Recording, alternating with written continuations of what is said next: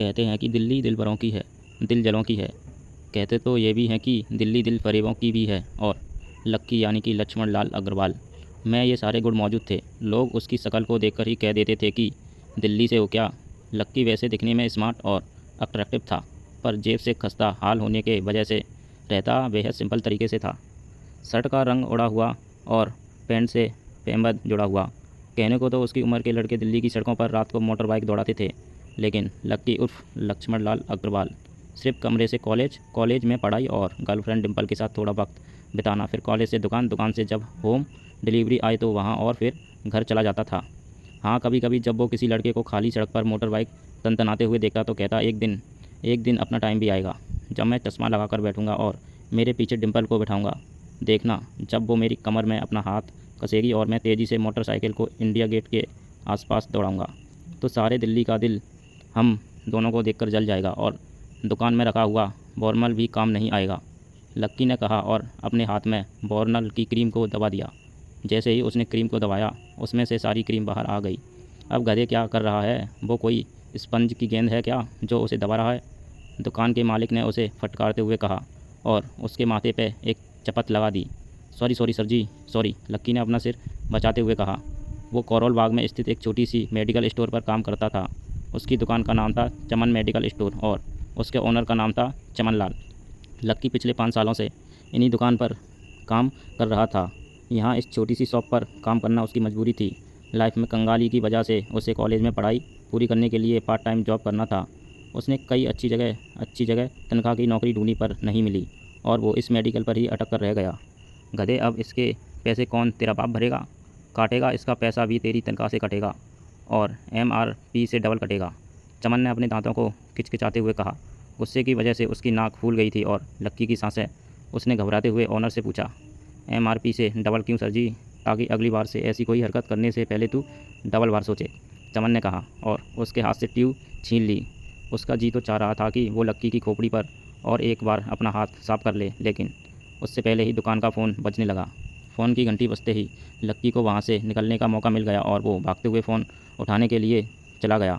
Hello जी, करोल बाग के waste medical चमन medical से बोल रहा हूँ, बताइए क्या काम था? ये लक्की की पेटेंट लाइन थी, चाहे कहीं से भी फ़ोन आए, लेकिन उसे फ़ोन पर बस यही बोलना था। जैसे ही इधर से लक्की ने अपनी बात कही, उधर से जवाब आया। मैं ब्लूम नाइट्स होटल के कमरा नंबर 303 से बात कर रहा हूँ। एक छोटा सा ऑर्डर है, नोट करो और जल्दी से होटल पर डिलीवर करवा दो। वो एक लड़के की आवाज़ थी। उसकी आवाज़ में काफ़ी भारीपन और एक अजीब सा जल्दबाजी थी। जैसे ही लक्की ने वो आवाज़ सुनी, पता नहीं क्यों, लेकिन उसे वो आवाज़ जानी पहचानी लगी। जी बताइए सर, आपका क्या ऑर्डर है? हाँ तो लिखो, हार्ट प्ले के 2 पैकेट और 1 पैकेट टिशू। लक्की, जो कि अपना पेन लेकर तैयार खड़ा था, हार्ट प्ले का नाम सुनते ही झिझक गया था। असल में हार्ट प्ले नाम का एक कॉन्डम आता था और इसलिए उसका नाम सुनते ही लक्की शर्मा गया था।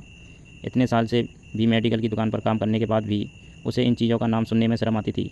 हेलो भाई, लिखा कि नहीं लिखा? उस आदमी ने फिर से लक्की से पूछा।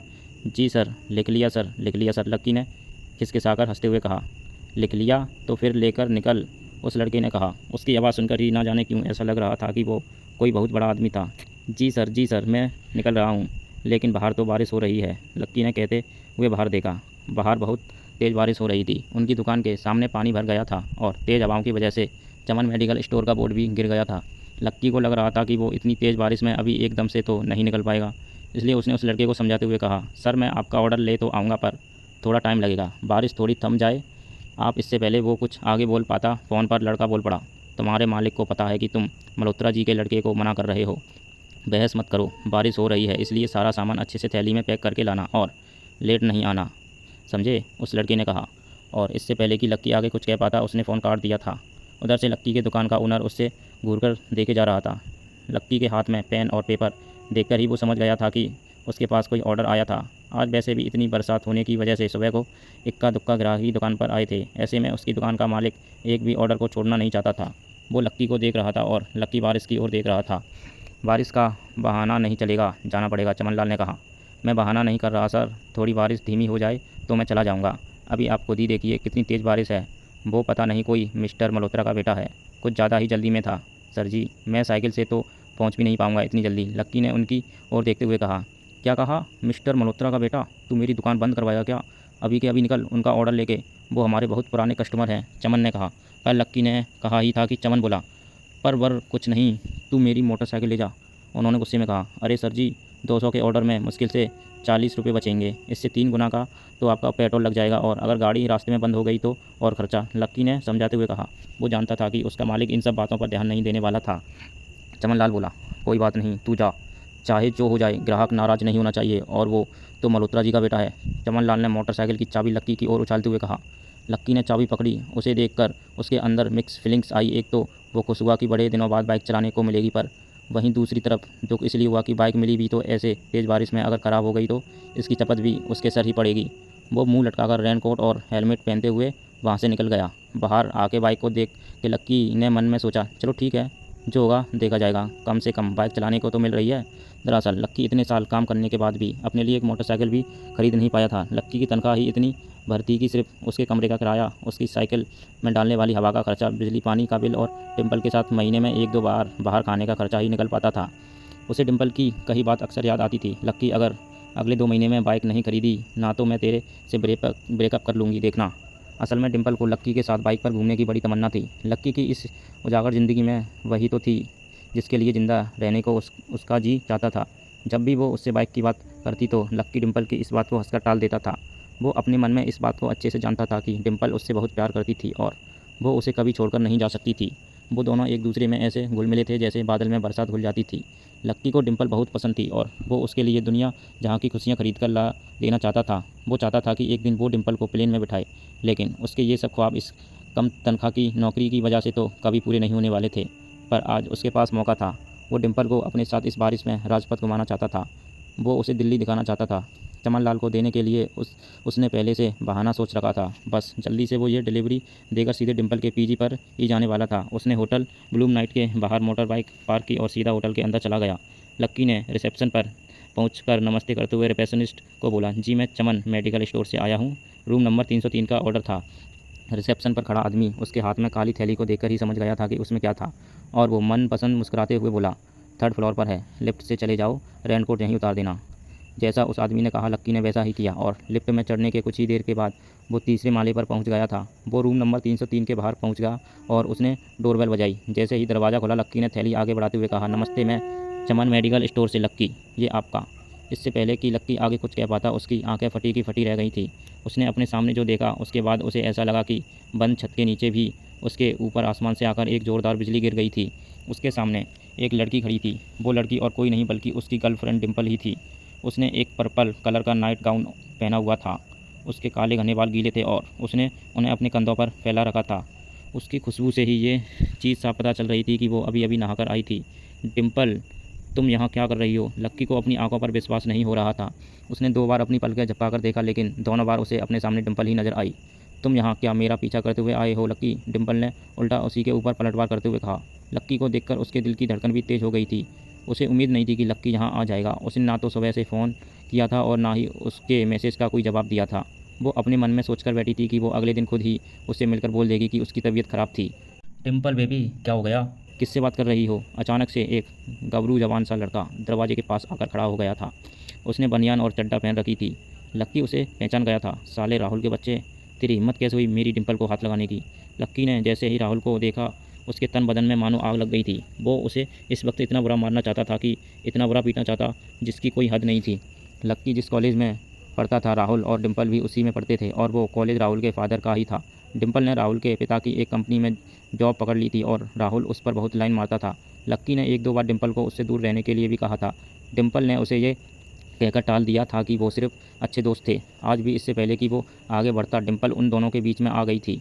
रुक जाओ, डिम्पल ने गुस्से में कहा और लक्की के सीने पर हाथ रखकर उससे रोक दिया। लक्की लंबी लंबी सांसें ले रहा था और कुछ ही सांसों के बाद उसका गुस्सा शांत हो गया था। अब डिम्पल के पास भी छुपाने के लिए कुछ नहीं रह गया था। इसलिए उसने लक्की से कहा, लक्की, आज से तुम्हारा मेरा ब्रेकअप। लक्की के पैरों के नीचे से ज़मीन खिसक गई थी। उसकी आंखें नम हो गईं। लक्की को उसकी बातों पर विश्वास नहीं हो रहा था। उसने डिम्पल की ओर देखा और बोला, डिम्पल, हम पिछले 1 साल से एक दूसरे के साथ हैं और तुम हो कि मुझसे ब्रेकअप करना चाहती हो? अरे मैं तो तुम्हारे लिए नई बाइक भी लेने वाला था।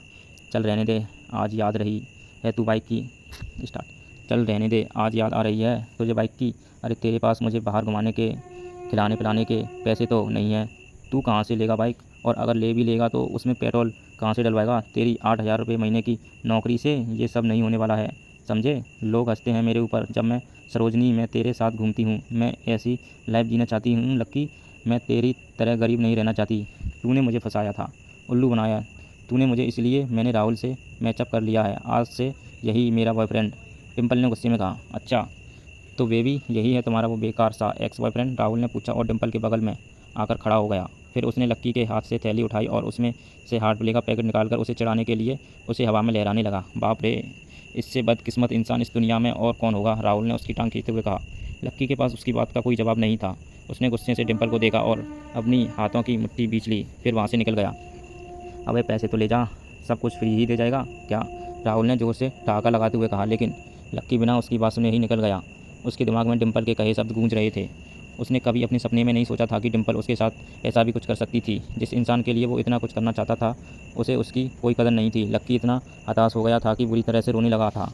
इस बार वो लिफ्ट से नहीं बल्कि सीढ़ियों से नीचे उतरा और एकाएक सीढ़ी उतरने के साथ ही उसके आंसू आंखों से झलकते जा रहे थे। जब उसकी आवाज़ सुनकर कुछ लोग अपने कमरे से बाहर आए तो लक्की ने तुरंत अपने आंसू पोंछ लिए और तेज़ी से वहाँ से भाग गया। उसे ज़िंदगी में पहली बार प्यार हुआ था और पैसों की कमी की वजह से न सिर्फ उसका प्यार बल्कि उसकी पूरी ज़िंदगी बर्बाद हो गई थी। जैसे ही लक्की बाहर आया तो उसने देखा कि बाहर अंधेरा हो गया था। आसमान में तेज़ बिजली कड़की और बारिश जो थोड़ी थमी थी एकाएक फिर जमा बरसने लगी। ये देख लक्की की थमे हुए आंसू एक बार फिर झलक गए। उसका दिल पूरी तरह से टूट चुका था, लेकिन उसे इस बात की खुशी भी हो रही थी कि आखिर आज से उसे डिम्पल का असली चेहरा नज़र आ गया था। वो तो उसके साथ घर बसाने की सोच रहा था, लेकिन अच्छा हुआ कि उसने पहले ही उसका घर बर्बाद होने से बचा लिया। लक्की को दुख तो बहुत हो रहा था, पर उसे ये भी लग रहा था कि आगे चलकर यही दुख उसे खुशी देने वाला था। लेकिन एक चीज़ थी जो लक्की को परेशान कर रही थी, वो थी उसकी माली हालत। उसकी जेब इतनी तंग थी कि उसे फटी हुई जेब की पैंट पहनकर घूमना पड़ता था। कभी कभी तो लक्की सिर्फ रोटी खाकर दिन काट देता था। वो कब से कोशिश कर रहा था कि कोई अच्छा काम पकड़ सके, लेकिन उसे कहीं कोई काम देने को राज़ी नहीं था।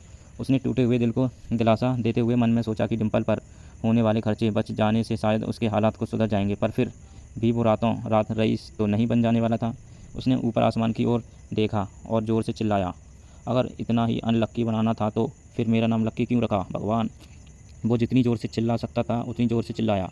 उसकी आवाज़ से आसपास खड़े लोग एक बार को डर गए थे।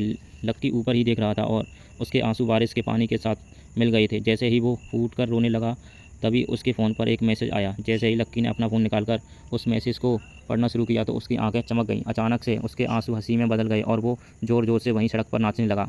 उस मैसेज में लिखा था, परिवार की रिसर्च और परिवार के निर्णय के हिसाब से अग्रवाल परिवार का वारिस लक्ष्मण लाल अग्रवाल उर्फ लक्की ने गरीबी अभ्यास की परीक्षा को पास कर लिया है और आज से ही वो उस ज़मीन और उस जायदाद का मालिक हो जाएगा जो परिवार ने उसके नाम कर रखा था। ये कैसा मैसेज था? आखिर कौन था लक्की? क्या थी उसकी असलियत? और वो कैसे रातों रात ही अनलक्की से लक्की हो गया था? तो दोस्तों, मिलते हैं अगले एपिसोड में।